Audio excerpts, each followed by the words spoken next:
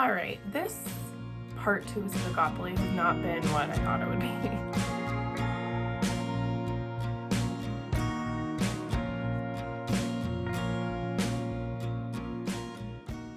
Hi friends, it's Kelsey. This is Essentially Book. Thank you so much for stopping by my channel today. I am gonna wrap up Spookopoly. I had an ambitious Spookopoly. I didn't get 3 books read, which is fine. Sorry, the lighting is a little bad today. But I did do a ton of reading, and if you're not familiar with Spookopoly, it's put on by Becca, and I'll link her channel below. It's a Monopoly style game to read your TBR. And it's super fun. I had a blast doing it. And this video will be that. And then at the end, I will do some of my stats for my October. I cannot believe we're done with October. I'll also do my October wrap up at the end of this video. So it was a super fun month. I read a ton of great books. All right, so I'm gonna roll 4 more rolls for the rest of the month. And because I'm just kind of in the mood, I am not gonna mood roll it. I'm gonna do 4 for a set TBR. So I stopped at most recent purchase. So now the very first roll I got was an 8.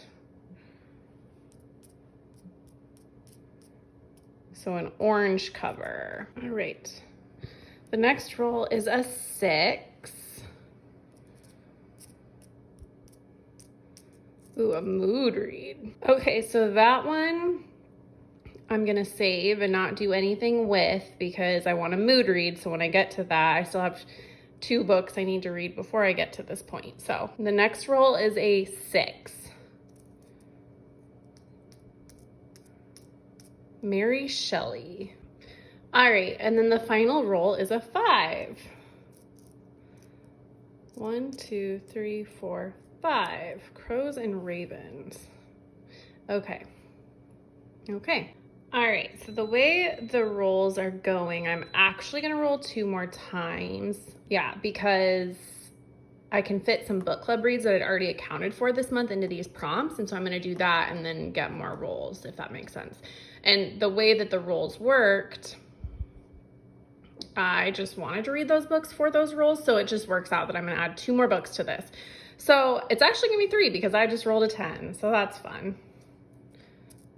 1, 2, 3, 4, 5, 6, 7, 8, 9, 10. Community shelf.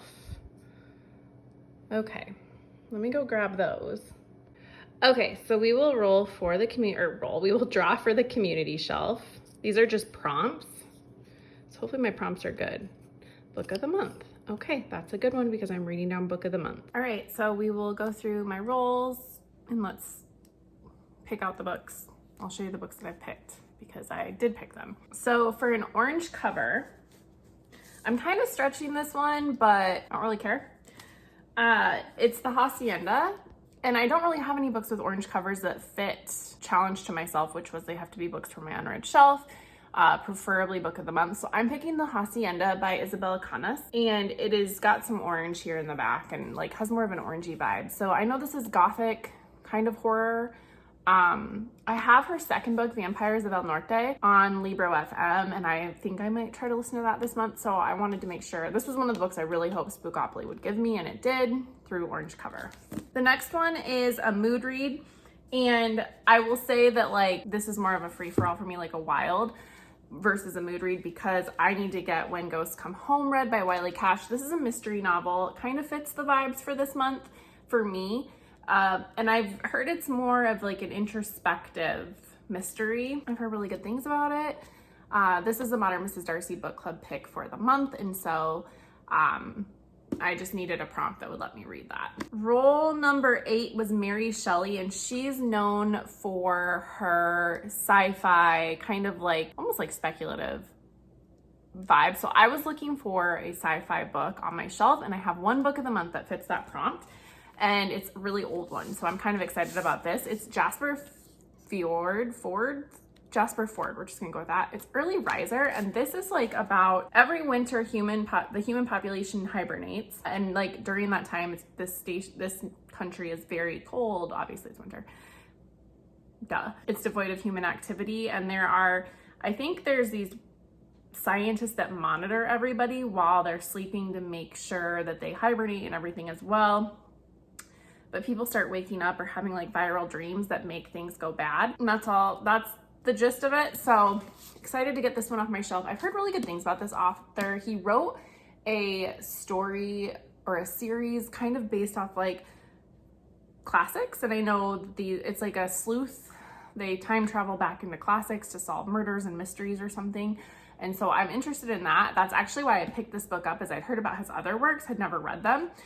So this is that for the prompt for Mary Shelley. And then Crows and Ravens is what I got for roll number 9.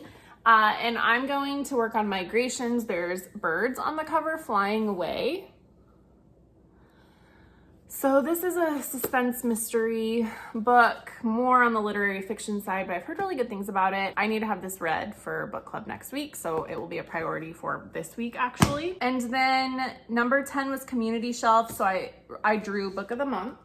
And I'm gonna read The Couple Next Door. This is a thriller by Sherry Lapina. I've never read anything by Sherry Lapina, and I know this was kind of like her first book to really go viral. I think it helped that it was a Book of the Month book. This is Book of the Month in 2016, and it's been on my shelf for that long. So I kind of am excited to get this one off my shelf. I know like nothing about it, and that's honestly how I have to go into thrillers, because thrillers tend to be bonkers, and if you read too much about them, it spoils like the whole plot. So that's cool. So those are my rolls. Happy reading. Hi everybody. I got my hair cut last night and I am feeling it. I'm trying to go more natural. My natural hair color is like this ashy brown, and I still really like blonde, but I just want to not have to get highlights as often. So my hairstylist is amazing, and we've been kind of working on pulling it so it looks a little natural and it's not so like dyed dark, but we'll still weave blonde. And I'm just feeling it, and I cut off a ton of length. Okay. So I've actually finished a lot of books right now, and I haven't done a great job of updating for the Spookopoly blog, which is fine. So I will just do a book review right now, and then maybe later tonight you might see me again doing some other ones. So I read The Couple Next Door on Monday, and I did most of this on audio. I had a long run scheduled, so I ran and listened to this, and this is my first Sherry Lapina. Overall, I actually really enjoyed this. I'm not a huge thriller person. They tend to fall really flat for me, and I thought that this one was just twisty and fun enough that I didn't really care how believable or how stupid the characters were. There were some very stupid characters in here, and I thought that the crux of this thriller, like what happened, the crime, I guess, was going to be triggering for me. So do look into trigger warnings on this one and just approach it with caution. Let me check to see if the dust jacket... Yeah, no, it doesn't tell you what actually happens for the crime. So I'm not going to talk about it here, but it's definitely something that would be triggering to me, but I could handle it for some reason. And I think half of it was because I hated who these characters were. Like, I just didn't like them. And I don't know if that makes sense, but it just helped me know that the thing that I could have potentially been triggered by was fine, because I didn't like the characters. But this was really fun. It was twisty. I really enjoyed it on audio, and then I came home and just finished it in print because I could read it pretty fast. And there is a twist at the end, and I've heard some people really hated it, but for this story and for what we knew about the characters, it really worked for me.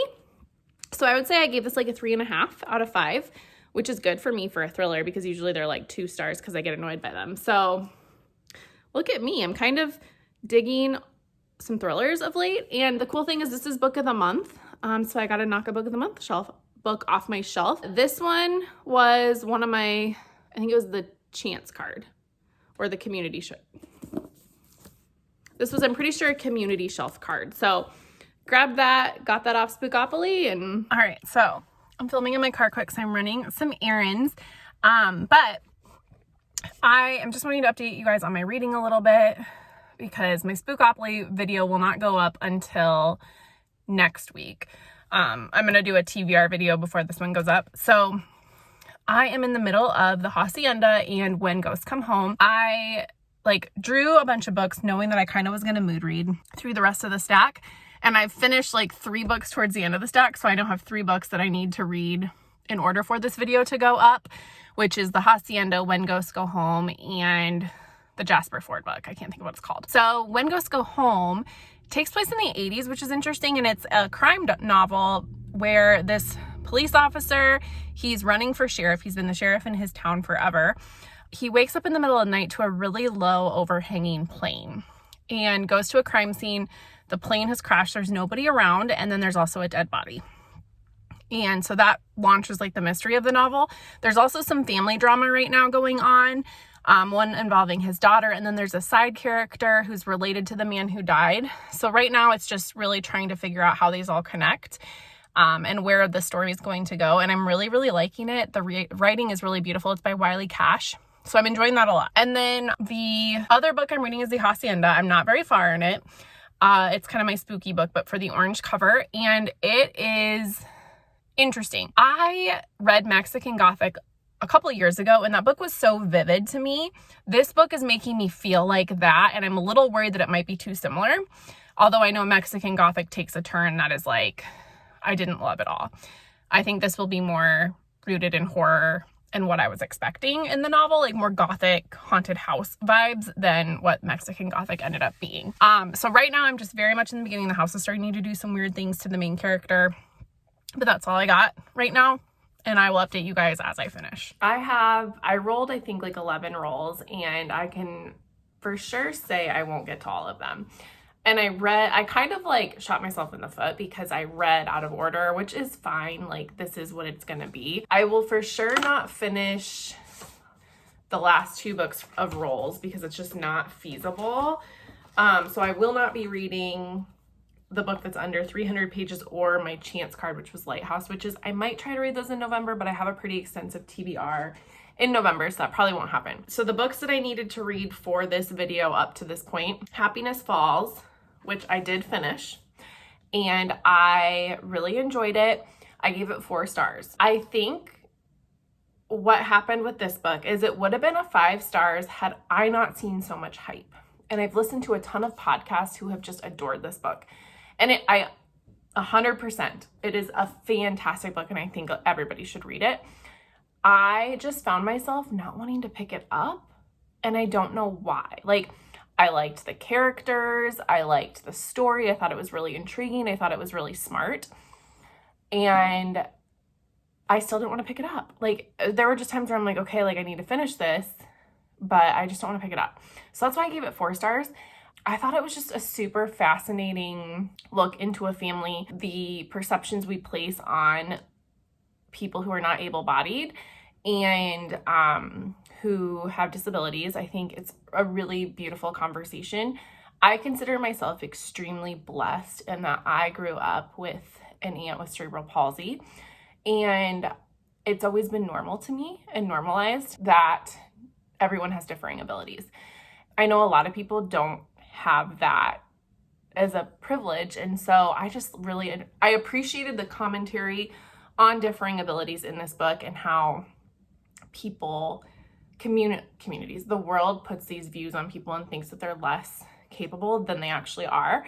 There's just so much beautiful dialogue about that in this book. I loved it. I did 4 stars. It just didn't get 5 stars because I didn't want to pick it up, and I'm really sorry, Jordan. I know you're gonna watch this, but I get why you gave it 5 stars. So it's a me thing, and I do think the hype really got me. I didn't know this was about a child with Asperger's or with autism. I wish I had, because I think I wouldn't have looked at the hype and then read it. Anyways, all this to say, really great.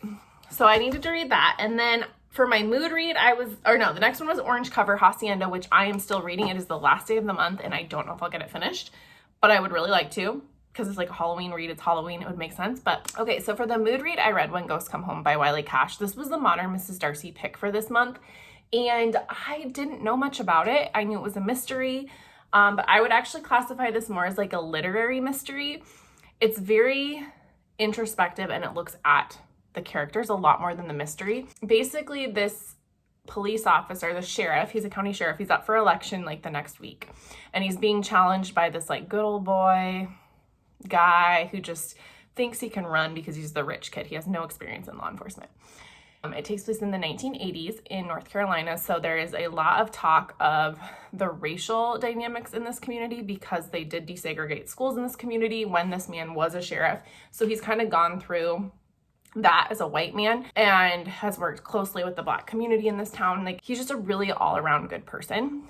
And so he wakes up one night to this really low plane and wakes up because he's like, that's not normal, goes to the airport, and there's a plane crashed on the ground, and there is a man found dead. So it's kind of 2 mysteries in one. And when I say that the ending shocked me in this book. It just shocked me. And in reading the conversation in the Modern Mrs. Darcy book club, a lot of people hated it, but for me it worked. This book, I think I'm giving it 5 stars. Like, it did it for me. It was so introspective as to characters during doing hard things. There is a trigger warning for like infertility and child loss.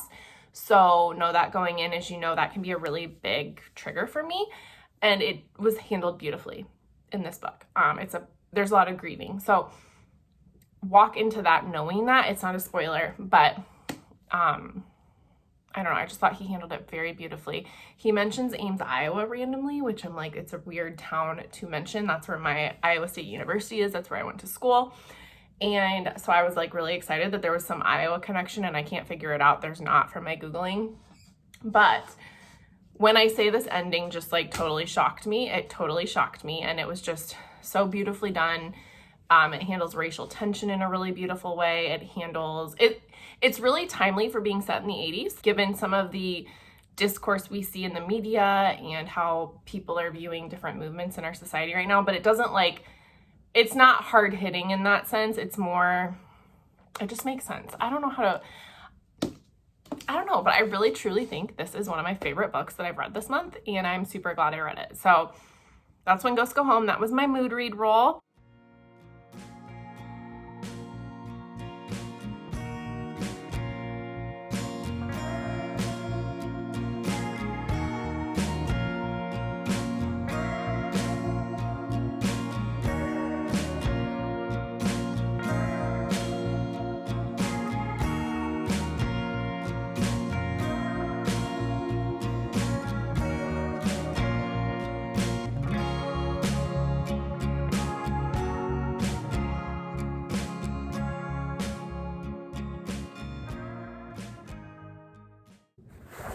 Hi friends.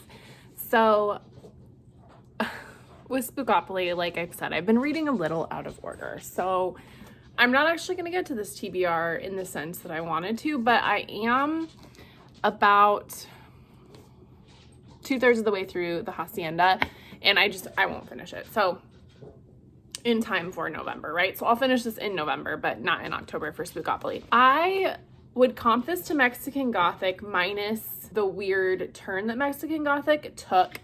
This is still very much horror, and the horror is just more what I expected out of Mexican Gothic, if I'm being honest, and I'm liking this more.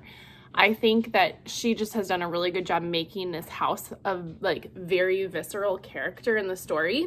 And while horror is not necessarily believable, right? This is believable. Like, it's making me question what's going on. It's making me question if it's spiritual, if it's the house, like who is the person that ignited all these issues within the house. So what this is about Beatrice, and she marries this dude, Rodolfo, I don't know. Should listen to some audio, honestly.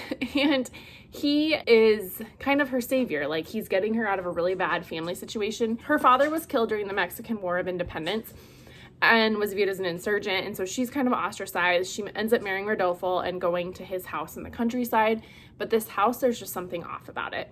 And her husband ends up coming back to the capital for work or whatever, politics, and she's left alone. And this house is like fully haunted. Sorry if you can hear my dogs, they're in the back eating. Fully haunted and fully going after her. And the scenes are pretty creepy. Like, I made it about half of the way before one night I had to stop because I was like, I'm not going to sleep at this point. And I'm a big baby for horror books, right? It's just really beautifully written, and I love Gothic houses. I love when the house is a character, so this book is having it all. I'm just not going to finish it for the Spookopoly video, and that is okay. So that's where I'm at right now. Really enjoying it. Cannot wait to finish it. Hopefully I can finish it shortly. All right, so a couple books that I want to talk about. I read Migrations for Crows and birds on the cover or something, because there were birds right there. I read this for a church book club, and it is an easy 5 stars for me. This book, I felt viscerally, and it gutted me multiple times. This is about Franny Stone, and you know she has a troubled past, and there's some like very traumatic things that have occurred in her life, and she is trying to trace these birds through the Atlantic down to Antarctica where they nest. Her husband was obsessed with birds and studied them. And you kind of know either she's divorced or something has happened with her husband. You just can't figure it out. But she's almost like doing this to preserve her marriage and a sense of herself. So she's wanting to follow these birds. However, this is cli-fi. So climate change has devastated the world. And she is trying to follow these birds by getting on a fishing boat, because this might be the last migration these birds ever do. However, fishery boats, whatever that word is, they are also struggling to find fish because they're not in the ocean anymore because of climate change. This book deals with a lot of like endangered species and the impact climate change can have on them, but not in like a scholarly way. I mean, that's just the backdrop of this story. So she gets onto a fishing vessel and you see her traveling through the Atlantic, which the Atlantic is not a very kind body of water, from essentially the North Pole, the Arctic, to the Antarctic. And the cast of characters on that boat, they're just, oh, I loved them. This book is there's moral ambiguity in it. It's just a beautifully written book. And I felt this so viscerally, easily one of my favorite books probably of the year. As we're getting towards the end of the year, I think I can say that. And Franny is such a broken character and you're just trying to understand her motivations. She's not necessarily reliable, but this book, I just felt so viscerally. I sobbed twice, and not like a little tears, like sobbed, because this book really gutted me in a few places. Beautiful writing, beautiful nature. I think the cover is gorgeous. Totally recommended it. We had a great book club discussion with this one because the moral ambiguity and some of the things that had happened in this book. It was just a lovely, lovely discussion. So if you're looking for a good book to discuss with a book club, this would be one, definitely. It was profound. I loved it. Oh my goodness.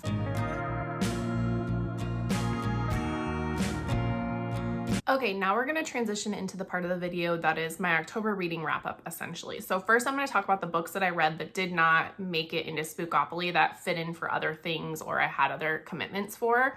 The very first book that I read this month was Not Your Ex's Hexes by April Asher, and I talked about that in my Witchy Reads Part 2 video. Really enjoyed it. I actually have requested the next book in the series on NetGalley because I would like to continue reading on that series. You can watch that video for a description. The next book I read that also was for that video was A Witch's Guide to Fake Dating a Demon. Also really liked that story. Would also really like to continue on. And then I read A History of the World in 6 Glasses for my book club. I did that on audio, and it was a historical look at drinks and how they've kind of conveyed how they've really moved human history along. So there's like, they talked about wine, beer, spirits, coffee, tea, and soda and Coca-Cola, essentially. There were some really interesting arguments made. I didn't necessarily agree with all of them. Like how coffee started the French Revolution. I thought it was a fascinating concept because coffee houses is where people go to talk and do work and have discourse and stuff. There were just some very reaching arguments and he supported them. But again, there's a lot more to what started the French Revolution than talking over coffee. And so that was kind of my hang up, was like, they were very bold statements, but I get what he was trying to do. And they did have valid justifications, if that makes sense. Then I read the newest Elsie Silver book, Hopeless. That's Beau's story, and I loved it. He's a traumatic hero. He has PTSD. It was an age gap romance. I didn't mind that. It worked for this book. And then finally, I read Things We Never Got Over by Lucy Score from Kindle Unlimited. I've heard really great things about it. It's about this knock 'em out town in Northern Virginia. It was the heroine, Naomi. She's running away from a wedding and just escaping, and her sister calls her twin sister who lives in Knock 'em Out, to come help her. So Naomi goes. Her sister is just a mess up and a terrible person.